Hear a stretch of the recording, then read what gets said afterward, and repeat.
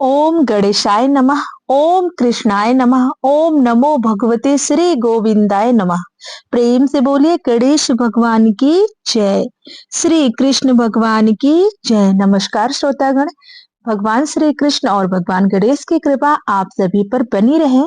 मैं कविता तिवारी आप सभी का अपने चैनल में स्वागत करती हूँ। आज हम श्रवण करेंगे अगहन मास की पावन कथा का, जिसे मार्गशीर्ष मास भी कहा जाता है। ये महीना सभी महीनों में सबसे श्रेष्ठ माना जाता है। इस महीने को अगहन, मगशिरा और मगसर के नाम से भी जाना जाता है। इस महीने में भगवान श्री कृष्ण की विधिवत पूजा करना शुभ माना जाता है। इसके अलावा इस महीने में नदी स्नान के साथ साथ दीपदान करने का विशेष फल प्राप्त होता है। शास्त्रों में कहा गया है कि मार्गशीर्ष मास के समान दूसरा कोई शुभ महीना नहीं है। इसके अलावा अगहन मास में ही सतयुग का आरंभ हुआ था। इसी के कारण इस माह में श्री कृष्ण के साथ साथ अन्य देवी देवता की भी पूजा अर्चना की जाती है। इस महीने में भगवान श्री कृष्ण से जुड़ी हुई कथाओं का श्रवण किया जाए तो बहुत फलदायी और शुभ माना जाता है। तो हम इस पूरे महीने सुनेंगे, मार्गशीर्ष मास की पावन कथा का श्रवण करेंगे। तो आइए सर्वप्रथम हम सुनते हैं भगवान श्री कृष्ण की कथा, उसके बाद सुनेंगे मार्गशीर्ष मास की पावन कथा। एक बार प्रेम से बोलिए भगवान श्री कृष्ण की जय। भक्ति काल में वृंदावन में संत कुंभदास रहते थे। संत कुंभदास हर समय भगवान श्री कृष्ण की भक्ति में लीन रहते थे और पूरे नियम से भगवान श्री कृष्ण की सेवा करते थे। वे उन्हें छोड़कर कहीं नहीं जाते थे ताकि उनकी सेवा में विघ्न न पड़े। एक दिन वृंदावन में ही एक जगह से उनके लिए भागवत कथा करने का न्योता आया। पहले तो उन्होंने मना कर दिया, लेकिन लोगों के जोर देने पर वे कथा कहने के लिए तैयार हो गए। उन्होंने सोचा कि भगवान की सेवा की तैयारी करके वे रोजाना कथा करके वापस लौट आएंगे, जिससे भगवान की सेवा का नियम भी नहीं छूटेगा और भागवत कथा भी हो जाएगी। संत कुंभनदास ने जाते समय अपने बेटे से कहा कि वे भोग तैयार कर चुके हैं, तुम्हें बस समय पर ठाकुर जी को भोग लगा देना है। उनका बेटा रघुनंदन छोटा था, उसे समझ आया कि भोग लगाने पर भगवान खुद आकर प्रसाद ग्रहण करते हैं। इधर कुंभनदास ने अपने बेटे रघुनंदन को समझाया और वहां से प्रस्थान करके इसके बाद समय पर रघुनंदन ने भोजन की थाली ठाकुर जी के सामने रखी और सरल भाषा में मन में आग्रह किया, ठाकुर जी आओ और भोग लगाओ। उनके बाल मन में यह छवि थी कि वे आकर अपने हाथों से भोजन करेंगे, जैसे हम सभी करते हैं। उसने बार बार ठाकुर जी से आग्रह किया, लेकिन भोजन तो वैसे का वैसा ही रखा रहा। अब रघुनंदन उदास हो गया और रोते हुए पुकारा कि ठाकुर जी आओ और भोग लगाओ। जिसके बाद ठाकुर जी ने एक बालक का रूप धारण किया और भोजन करने बैठ गए। इससे रघुनंदन बहुत प्रसन्न हुआ। रात को जब कुंभन दास जी घर लौट कर आए तो पूछा, बेटा तुमने ठाकुर जी को भोग लगाया था? रघुनंदन ने कहा, हाँ, उन्होंने प्रसाद मांगा तो पुत्र ने कहा कि ठाकुर जी ने सारा भोजन खा लिया। उन्होंने सोचा कि बच्चे को भूख लगी होगी तो सारा भोजन उसने ही खा लिया होगा। अब तो ये रोज का नियम हो गया कि कुंभनदास जी भोजन की थाली लगा कर जाते और रघुनंदन ठाकुर जी को भोग लगाते, और जब वे वापस लौटकर प्रसाद मांगते तो एक ही जवाब मिलता कि ठाकुर जी ने सारा भोजन खा लिया। कुंभन दास जी को अब लगने लगा कि बेटा झूठ बोलने लगा है। इसका पता लगाने के लिए संत कुंभन दास ने एक दिन लड्डू बनाकर थाली में सजा दिए और छिपकर देखने लगे कि बच्चा क्या करता है। रघुनंदन जी ने रोज की तरह ही ठाकुर जी को पुकारा तो ठाकुर जी बालक के रूप में प्रकट हो गए और लड्डू खाने लगे। यह देखकर कुंभन दास जी दौड़ते हुए आए और प्रभु के चरणों में गिरकर विनती करने लगे। उस समय ठाकुर जी के एक हाथ में लड्डू और दूसरे हाथ वाला लड्डू मुख में जाने ही वाला था कि वे जड़ हो गए। उसके बाद से उनकी इसी प्रतिमा की पूजा की जाती है और ये लड्डू गोपाल कहलाए।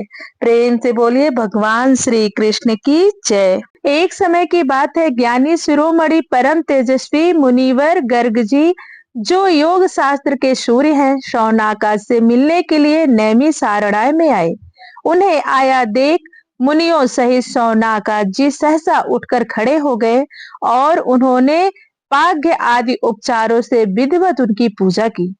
शौनक जी ने कहा, साधु पुरुषों का सब और विचरण धन्य है, क्योंकि वह गृहस्थ जनों को शांति प्रदान करने का हेतु कहा गया है। मनुष्यों के भीतरी अंधकार का नाश महात्मा ही करते हैं, ना कि सूर्य। भगवान, मेरे मन में यह जिज्ञासा उत्पन्न हुई है कि भगवान के अवतार कितने प्रकार के हैं। आप कृपया इनका निवारण कीजिए।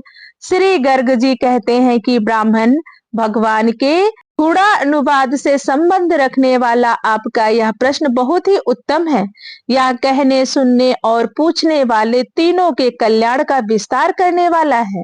इसी प्रसंग में एक प्राचीन इतिहास का कथन किया जाता है, जिसके श्रवण मात्र से बड़े बड़े पाप नष्ट हो जाते हैं। एक दिन मुनिवर नारद जी आकाश मार्ग से उतरकर उनके यहाँ पधारे। उन्हें उपस्थित देखकर राजा ने आसन पर बिठाया और भली भांति उनकी पूजा करके हाथ जोड़कर उनसे इस प्रकार पूछा। श्री जनक जी बोले, महामते, जो भगवान अनादि प्रकृति से परे है और सबके अंतर्यामी ही नहीं आत्मा है, वे शरीर कैसे धारण करते हैं, वह मुझे बताने की कृपा करें। नारद जी ने कहा, गौ, साधु, देवता, ब्राह्मण और वेदों की रक्षा के लिए साक्षात भगवान श्री हरि अपनी लीला से शरीर धारण करते हैं। ठीक उसी प्रकार जैसे नट अपनी माया से मोहित नहीं होता और दूसरे लोग मोह में पड़ जाते हैं, वैसे ही अन्य प्राणी भगवान की माया देखकर मोहित हो जाते हैं, किंतु परमात्मा मोह से परे रहते हैं। इसमें लेस मात्र भी संशय नहीं है। श्री जनक जी ने पूछा, मुनिवर, संतों की रक्षा के लिए भगवान विष्णु के कितने प्रकार के अवतार होते हैं, या मुझे बताने की कृपा करें। श्री नारद जी बोले, राजन, व्यास आदि मुनियों के असांश, अंश, आवेश, कला, पूर्ण और परिपूर्णतम, ये 6 प्रकार के अवतार बताए हैं। इनमें से छठा परिपूर्णतम अवतार साक्षात श्री कृष्ण ही है। मारीची आदि असंसावतार, ब्रह्मा आदि अंशावतार, कपिल एवं कुर्मा प्रभूति कलावतार और परशुराम आदि आवेशावतार कहे गए हैं। नृसिंह, राम, श्वेत द्विधीपति, हरि, वैकुंठ, यज्ञ और नर नारायण ये पूर्ण अवतार हैं एवं साक्षात भगवान श्री कृष्ण ही परिपूर्णतम अवतार हैं। असंख्य ब्रह्मांडों के अधिपति वे प्रभु गोकुल धाम में विराजते हैं, जो भगवान के दिए सृष्टि आदि कार्य मात्र के अधिकार का पालन करते हैं। वे ब्रह्मा आदि सत्य के अंश है, जो उन अंशों के कार्यभार में हाथ बटाते हैं। असंसा अवतार के नाम से विख्यात हैं। परम बुद्धिमान नरेश, भगवान विष्णु स्वयं जिसके अंत करण में अभिष्ट हो, अभिष्ट कार्य का संपादन करके फिर अलग हो जाते हैं। राजन, ऐसे नानाविध अवतारों को आवेशा अवतार समझो, जो प्रत्येक युग में प्रकट हो, युग धर्म को जानकर उसकी स्थापना करके पुनः अंतर ध्यान हो जाते हैं। भगवान के उन अवतारों को कला अवतार कहा गया है, जहाँ 4 व्यू प्रकट हों, जैसे श्री राम, लक्ष्मण, भरत तथा शत्रुघ्न एवं वासुदेव, संकर्षण, प्रद्युम्न और अनिरुद्ध, तथा जहाँ 9 रसों की अभिव्यक्ति देखी जाती हो एवं जहाँ बल पराक्रम की भी पराकाष्ठा दृष्टिगोचर होती हो। भगवान के उस अवतार को पूर्णा अवतार कहा गया है, जिसके अपने तेज से अन्य संपूर्ण तेज विलीन हो जाते हैं। भगवान के उस अवतार को श्रेष्ठ विद्वान पुरुष साक्षात परिपूर्णम बताते हैं, जिस अवतार में पूर्ण का पूर्ण लक्षण दृष्टिगोचर होता है और मनुष्य जिसे पृथक पृथक भाव के अनुसार अपने परम प्रिय रूप में देखते हैं, वही यह साक्षात परिपूर्णतम अवतार है। स्वयं परिपूर्णतम भगवान श्री कृष्ण ही है, दूसरा कोई नहीं, क्योंकि श्री कृष्ण ने एक कार्य के उद्देश्य से अवतार लेकर अनन्य करोड़ों कार्यों का संपादन किया है। जो पूर्ण पुराण पुरुषोत्तम एवं परात्पर पर पुरुष परमेश्वर हैं, उन साक्षात सदानंदमय कृपा निधि गुणों के आकार भगवान श्री कृष्ण चंद्र की शरण में लेता हूँ। यह सुनकर राजा हर्ष भर गए, उनके शरीर में रोमांच हो आया, वे प्रेम से विह्वल हो गए और अश्रुपूर्ण नेत्रों को पोंछकर नारद जी से यो बोले। राजा बहुलाक्ष ने पूछा, महर्षि, साक्षात परिपूर्णतम भगवान श्री कृष्ण चंद्र सर्वव्यापी चिन्मय गोकुल धाम से उतरकर जो भारत वर्ष के अंतर्गत द्वारकापुरी में विराज रहे हैं, उनका क्या कारण है? ब्राह्मण उन भगवान श्री कृष्ण के सुंदर बृहत गोलोक धाम का वर्णन कीजिए। महामुने, साथ ही उनके अपरिमेय कार्यों को भी कहने की कृपा कीजिए।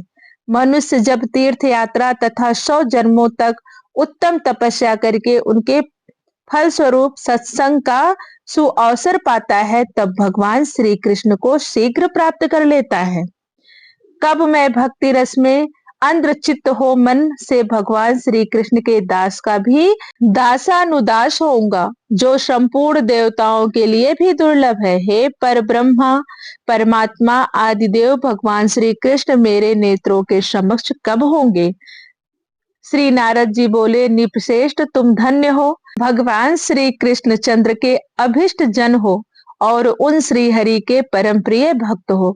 तुम्हें दर्शन देने के लिए ही वे भक्त वत्सल भगवान यहाँ अवश्य पधारेंगे। ब्राह्मण देव भगवान जनार्दन द्वारका में रहते हुए भी तुम्हें और ब्राह्मण सुत देव को याद करते रहते हैं। अहो, इस लोक में संतों का कैसा सौभाग्य है। प्रेम से बोलिए भगवान श्री कृष्ण की जय।